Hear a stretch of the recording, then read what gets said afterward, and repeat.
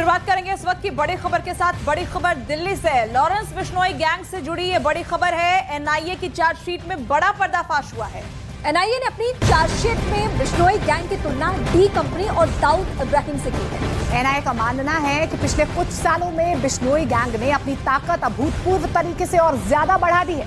Lawrence Bishnoi gang भी उसी pattern और उसी मॉड्यूल को फॉलो कर रहा है जिसे दाऊद इब्राहिम अंडरवर्ल्ड डॉन जिसके बलबूते बन बैठा, उसी पैटर्न को अब ये गैंग फॉलो करता हुआ दिखाई दे रहा है, जिसके लिए तुलना दोनों के बीच की गई है। गोल्डी बरार जो कि फरार है, उसी के जरिए ये पूरा गैंग चल रहा है और इस गैंग से जुड़े हुए जो शूटर्स की संख्या है सिर्फ वो है 700 के करीब। तो बड़ा पर्दाफाश हुआ है एनआईए की तरफ से। साफ तौर पर कहा जा रहा है जो स्ट्रैटेजी, जो पैटर्न दाऊद इब्राहिम या उसकी गैंग इस्तेमाल करती थी, वही पैटर्न लॉरेंस बिश्नोई, उसके गुर्गे, उसकी गैंग जो है वो फॉलो कर रहे हैं। यही वजह है कि दोनों की चालें या जो भी स्ट्रैटेजी वो दोनों चलते हैं उनमें एक तुलना अब की जा रही है। देखिए, पंजाब में 300 शूटर हैं, देश भर में 700 से ज्यादा शूटर है बिश्नोई गैंग के। ऐसे में दोनों की तुलना की जा रही है।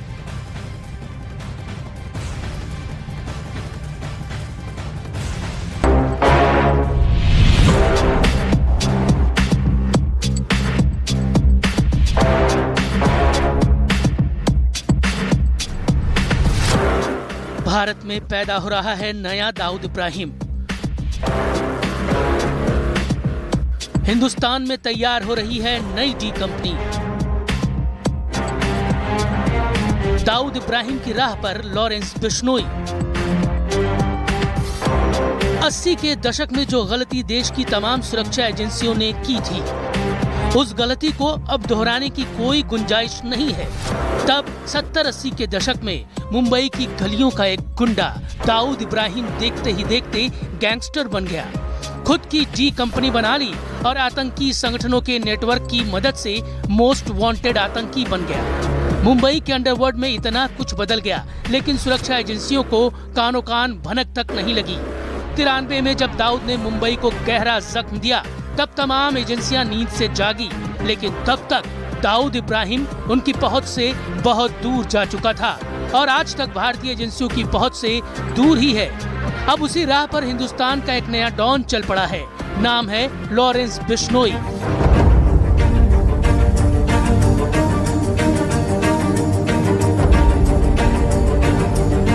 लॉरेंस बिश्नोई भले ही दाऊद के नक्शे कदम पर चल पड़ा हो, लेकिन उसकी हसरतें, उसके मंसूबे और उसकी हर चाल को हिंदुस्तान की एक जांच एजेंसी बखूबी समझ चुकी है। नाम है एनआईए यानी national investigation agency.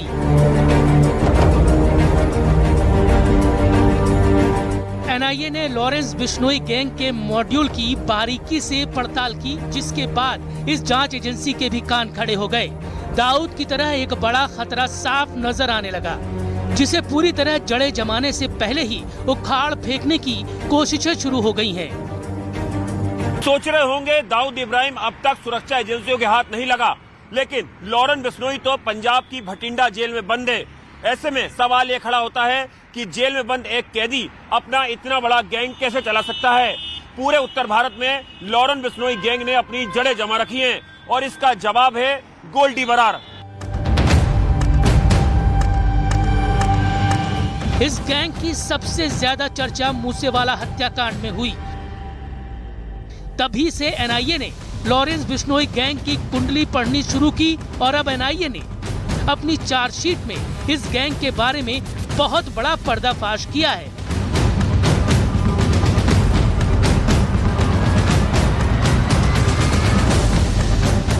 Gangster terror case में एनआईए ने जो हाल ही में अपनी चार्जशीट दाखिल की है, उसमें खुलासा किया है कि कैसे Lawrence Bishnoi crime syndicate, Lawrence Bishnoi terror syndicate पूरे उत्तर भारत में अपने पैर पसार चुका है। ठीक वैसे ही जैसे 90 के दशक में दाऊद इब्राहिम ने छोटे मोटे अपराध कर अपनी डी कंपनी तैयार की, उस दौरान उसने एक्सटॉर्शन, जबरन उगाही, ड्रग्स और स्मगलिंग के धंधे से डी कंपनी को खड़ा किया। उसी तर्ज पर आज लॉरेंस बिश्नोई का जो क्राइम सिंडिकेट है वो पूरे भारत में फैल चुका है। डी कंपनी आज भी भारत के लिए नासूर बनी हुई है। दाऊद इब्राहिम और उसकी डी कंपनी की तरह ही बिश्नोई गैंग ने भी छोटे मोटे अपराध से ही जरायम की दुनिया में खून से अपने हाथ रंगे। उसके बाद लॉरेंस बिश्नोई की हसरतें बढ़ती गईं। उसने जल्द ही खुद का अपना गैंग खड़ा कर लिया, जिसका नाम रखा लॉरेंस बिश्नोई गैंग। एनआईए के मुताबिक कभी बिश्नोई का गैंग सिर्फ पंजाब तक सीमित था, लेकिन उसने अपने शातिर दिमाग और अपने करीबी गोल्डी बराड़ के साथ मिलकर आज समूचे नॉर्थ इंडिया में अपने गैंग की जड़ें जमा ली है। लॉरेंस बिश्नोई का नेटवर्क पंजाब, हरियाणा, दिल्ली, राजस्थान, उत्तर प्रदेश, महाराष्ट्र और झारखंड तक पहुंच चुका है। इन दिनों लॉरेंस बिश्नोई पंजाब की भटिंडा जेल में बंद है, लेकिन उसका करीबी दोस्त और भारत से लेकर कनाडा तक मोस्ट वांटेड सतविंदर सिंह उर्फ गोल्डी बराड़ उसका गैंग ऑपरेट कर रहा है। आज बिश्नोई गैंग में 700 से ज्यादा शूटर हैं, जिनमें से 300 शूटर पंजाब से जुड़े हैं। गोल्डी बराड़ ने लॉरेंस बिश्नोई को सोशल मीडिया पर अपराधियों के बीच हीरो बनाया। उसकी पेशी पर आते जाते वीडियो बनाकर सोशल मीडिया प्लेटफॉर्म पर अपलोड किए गए। इस तरह से अंडरवर्ल्ड में लॉरेंस गैंग का खूब प्रचार प्रसार किया गया। इस गैंग का स्लोगन है जय बलकारी।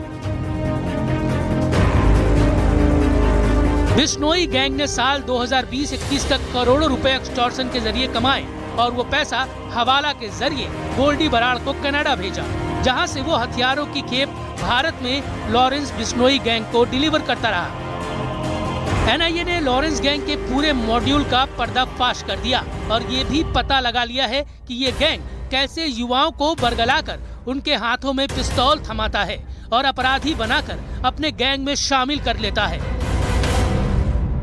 एनआईए के मुताबिक Lawrence Bishnoi gang social media और अलग अलग पैतरों से देश के नौजवानों को अपने गैंग में शामिल कर रहा है, खासतौर पर पंजाब। जी हां, पंजाब के नौजवानों में विदेश जाने का क्रेज बढ़ रहा है और इसी का फायदा लॉरेंस बिश्नोई क्राइम सिंडिकेट उठा रहा है और उन्हें कनाडा और कई दूसरे देशों को भेजने के नाम पर अपने गैंग में रिक्रूट कर रहा है। एनआईए के मुताबिक पाकिस्तान में बैठा खालिस्तान का आतंकी हरविंदर सिंह रिंदा बिश्नोई गैंग के शूटरों का इस्तेमाल पंजाब में टारगेट किलिंग और आपराधिक गतिविधियों को अंजाम दिलवाने में करता है। एनआईए ने कुछ दिनों पहले ही लॉरेंस बिश्नोई, गोल्डी बराड़ समेत कुल 16 गैंगस्टरों के खिलाफ चार्जशीट दाखिल की थी, जिसमें ये बड़ा पर्दाफाश हुआ है।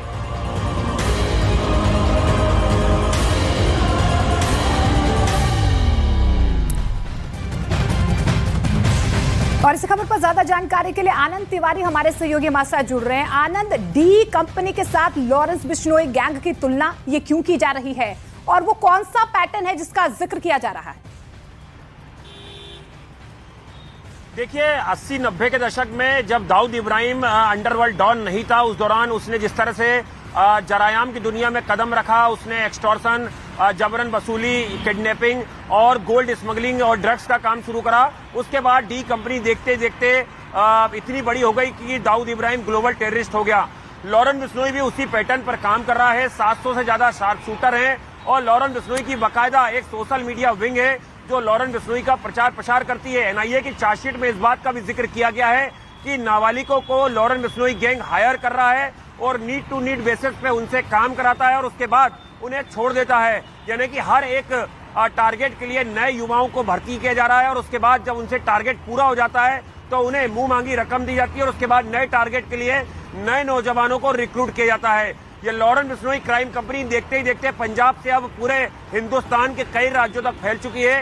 यही वजह है कि एनआईए की चार्जशीट में कई संवेदनशील चीजों का खुलासा किया गया है और न्यूज 18 इंडिया ने भी लॉरेंस बिश्नोई का कबूलनामा कुछ दिन पहले दिखाया था। उसमें उसने बताया था कि किस तरह से वो उगाही के पैसे से हथियार खरीद रहा है और इन हथियारों का इस्तेमाल बड़े टारगेट किलिंग में किया जा रहा है। ठीक है आनंद, एक बार फिर से हम आपका रुख करेंगे और बड़ी खबर पे हम नजर डालेंगे। तो लॉरेंस बिश्नोई गैंग में 4 बड़े ही कुख्यात गैंगस्टर शामिल है। इनकी पहचान किस बात को लेकर है, ये डिटेल हम आपको बताएंगे इस वक्त। बिल्कुल, लगातार हम आपको ग्राफिकली बताने की कोशिश करेंगे कि अपने अपने इलाकों में किस तरीके का प्रभाव इन गैंगस्टर्स कर रहा है और इनके इशारे पर किस तरीके से दहशत फैलाने की कोशिश की जाती है। ग्राफिकली आपको एक एक करके वो नाम भी हम समझाने की कोशिश करेंगे कि आखिर वो 4 ऐसे बड़े चेहरे कौन से हैं। देखिए, पहला नाम सतेंद्रजीत सिंह उर्फ गोल्डी बराड़, ये पहला नाम है। उम्र है 29 साल। पेशा इसका आतंकवादी और गैंगस्टर के तौर पर यह जाना जाता है। ठिकाना इसका कनाडा में है, कनाडा में छिपा बैठा है, स्टेटस इसका वांटेड है, यानी इसकी खोज की जा रही है, ये वांटेड है। मास्टरमाइंड वही है, लेकिन लॉरेंस बिश्नोई जो कि भारत में रह के उत्पात मचाने की कोशिश करता है, इसकी उम्र 31 साल है और पेशा आतंकवादी गतिविधियों में शामिल होना, गैंगस्टर, और अभी अरेस्ट है, यानी ये तिहाड़ जेल में बंद है। देखिए ये अगला चेहरा है जिसका नाम है संदीप उर्फ काला जठेड़ी। 38 साल इसकी उम्र है, आतंकवादी, गैंगस्टर। देखिए अरेस्ट है, लेकिन फिर भी दहशत फैलाने में ये तमाम चेहरे आगे हैं बिश्नोई गैंग के। और चौथे नाम का भी हम जिक्र कर लेते हैं, जगदीप सिंह उर्फ जग्गू भगवानपुरिया। उम्र इसकी 32 साल है, पेशा आतंकवादी, गैंगस्टर के तौर पर ये जाना जाता है। स्टेटस इसका ये है कि ये अरेस्टेड है, अभी पुलिस की गिरफ्त में है। तो ये चार वो चेहरे हैं जो बिश्नोई गैंग के प्रमुख चेहरे हैं और बिश्नोई गैंग के लिए ये काम करते हैं। और आपको बता दें कि इसी बात को लेकर चार्जशीट में खुलासा भी किया गया है कि जो ये पैटर्न फॉलो करते हैं, दरअसल वो पैटर्न जो है वो डी कंपनी से मिलता है। आनंद का एक बार फिर से हम रुख करते हैं। आनंद, अब चूंकि एनआईए की चार्जशीट के जरिए बहुत बड़ी बातें हम सबको पता चल रही है कि इनका पूरा मकसद क्या है, कोशिश क्या है और किस तरीके से ये डी कंपनी के पैटर्न पे आगे बढ़े। अब जो एनआईए की टीम है वो किस तरीके से सक्रिय है, क्या पहली कोशिश उसकी है कि गोल्डी बरार गिरफ्त में आए? जी देखिए, बिल्कुल गोल्डी बरार पर शिकंजा कसना शुरू हो चुका है। कनाडा की एजेंसियों ने उसे वांटेड घोषित कर दिया है।